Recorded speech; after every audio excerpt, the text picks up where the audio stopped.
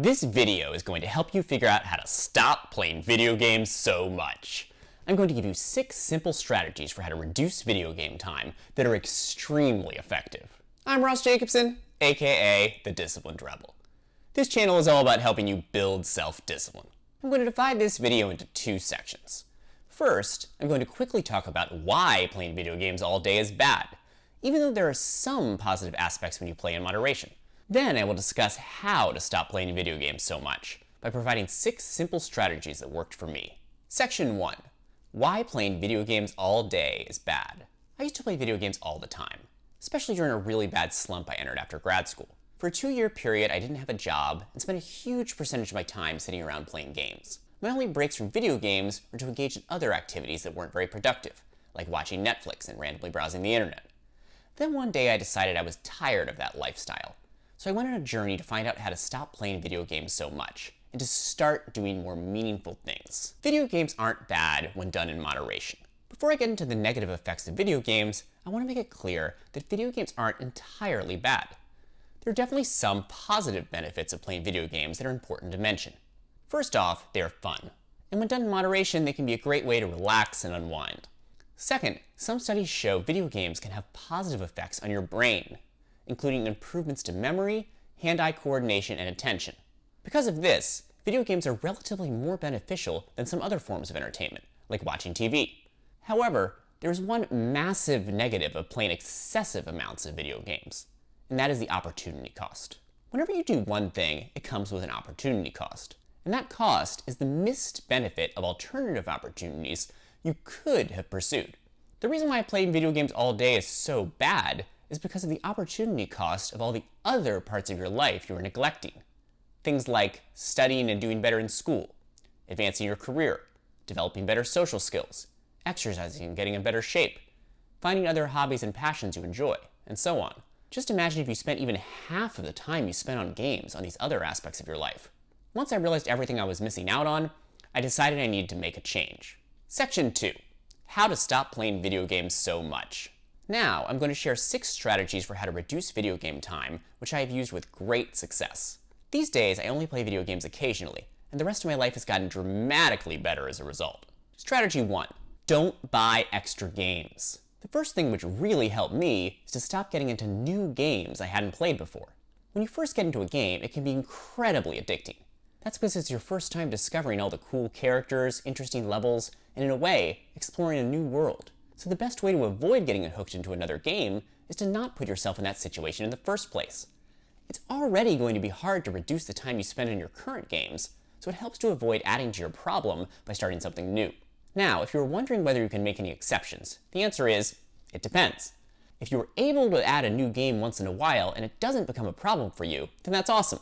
But if adding new games always causes problems, then it's best to avoid them completely. Strategy 2. Use technical and physical barriers to prevent you from playing. The less convenient something is, the less likely you are to do it. So that's why it can be incredibly helpful to make your video games harder to access, either all day or at certain times when you really need to focus on other stuff. Here are a few ways to do that. Note, not all of these are applicable to every type of game. Keep your games on an older computer. Then just use your older computer to play games and your newer computer to do things like work and study. If you create separation from your games when you are focusing on other things, you won't be as tempted to play them.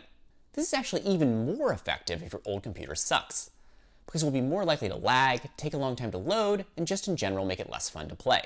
Use an app to block games. There are apps you can get that block your games across all your devices during scheduled times. This allows you to block the games during the periods when you need to focus on other things. It makes starting the game more difficult for your future self. For example, every time you finish playing, you could put the console or computer in a place where it will be annoying for you to retrieve later. The more work you make it to set up, the less often your future self is going to do it. Give away the game or delete the software. This is the more extreme approach, but it's definitely worth it sometimes, especially for any games you are really addicted to. Strategy 3. Form good habits to replace your game time. It's going to be extremely difficult to reduce video game time unless you have something else to replace it with. You also want to prevent cutting back on video games merely to switch to another unproductive habit instead, like watching too much TV. Trust me, I've been there. Examples of good habits to consider focusing on include exercising, reading, journaling, learning an instrument, or meditating. Of course, there are plenty of other habits you could choose. For me, exercising was a real game changer. Once I started getting into exercising, I started playing games less. And later, exercise led me to get a job at a gym, which forced me to decrease video game time even further, simply because I didn't have enough time in the day to play as much. Keep in mind, when starting new habits, it's usually best to start small, and to focus on adding one new habit at a time. That way things don't become too overwhelming. Strategy 4. Cut out problem games from your life. Problem games are any games you play which you're so addicted to that you need to completely stop playing them.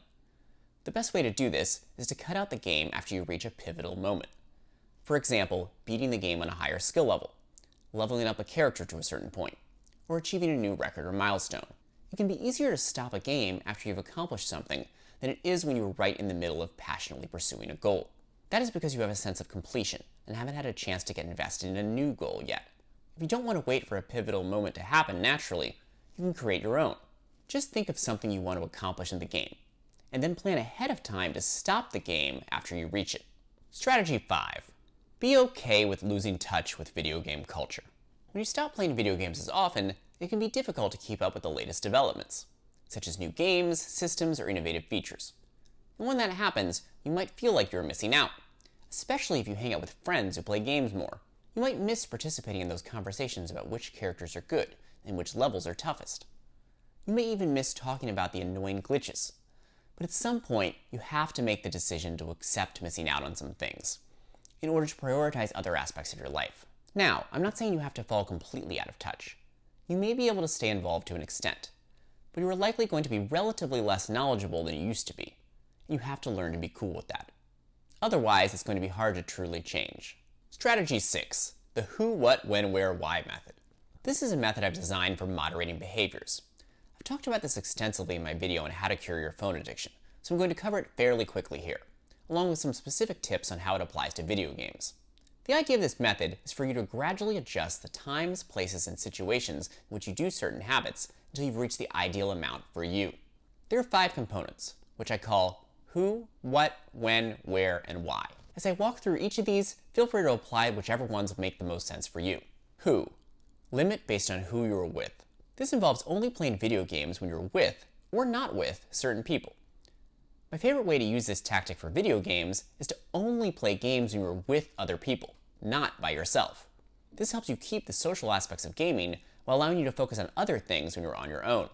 On the flip side, for other people who are addicted to playing multiplayer games online, you might want to do the opposite and only play games when you're in single-player mode. What?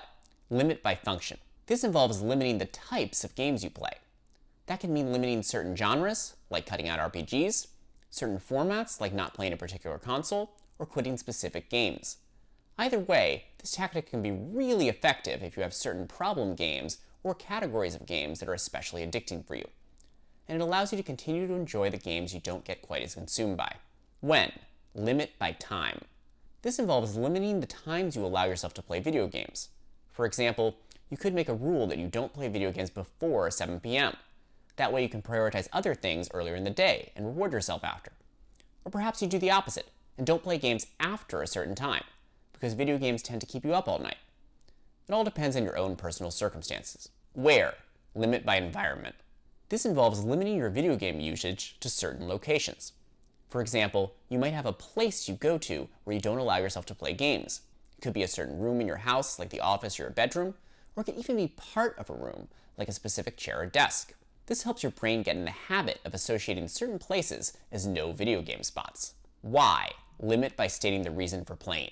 This involves only playing video games when you can state a compelling reason why you are deciding to play at that moment. This serves as a check-in point, where you ask yourself, do I really want to do this? If the answer is yes, then that is awesome. But if it's no, then perhaps you want to reconsider. For example, if you're playing to distract yourself from studying, that isn't a good reason. But if you're playing to reward yourself for a hard day of work, then that is a better reason. Sure, there might still be times you play despite not having a good reason. But stating the reason to yourself will increase the odds you decide to do something else. If you want the full guide on moderating behavior using the who, what, when, where, why method, you can get that if you sign up for my free newsletter. Link in the description.